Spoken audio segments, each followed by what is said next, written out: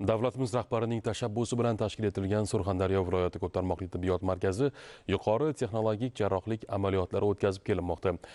Bu gal Milliy tibbiyot markazi mutaxassislari bilan hamkorlikda ilk marotaba jigar ko'chirish operatsiyasi bajarildi.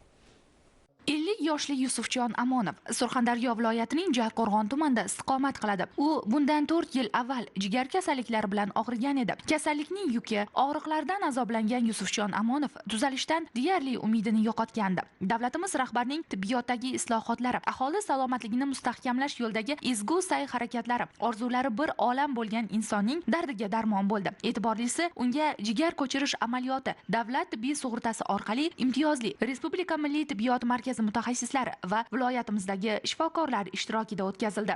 Bunday amaliyotlar oldinlari faqatgina xorijiy davlatlarda bajarilgan bo'lib, ko'pchilik jigar sirrozi bilan og'rigan bemorlar katta sarf xarajatlar bilan, qiyinchiliklar bilan xorijiy davlatlarga borib davolanib kelar edi. Yaratib berilgan imkoniyatlar tufayli barcha zamonaviy uskunalar, zamonaviy shifoxonaning qurib bitkazilishi, undagi bo'lgan yuqori texnologik jihozlarning mavjud ekanligi, murakkab amaliyotlar guruhiga kiradigan yaqin qarindoshlar o'rtasida jigar transplantatsiya amaliyotini bajarib turibmiz. Bu tibbiyotdagi islohotlarimizning bevosita natijasi deb o'ylayman.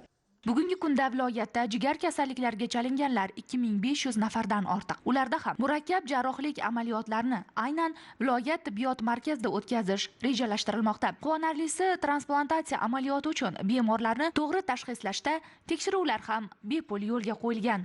Agar biz shu amaliyotni to'liq shu yerda o'zlashtirib oladigan bo'lsak, mana bizning xalqimiz shunchasi ertaga qiynalmasdan viloyat markazini o'zida qolaversa, Respublika milliy markaz hamkorlikda amalga oshirsak bo'ladigan eng yuqori texnologik amaliyotlardan bittasi yo'lga qo'yildi.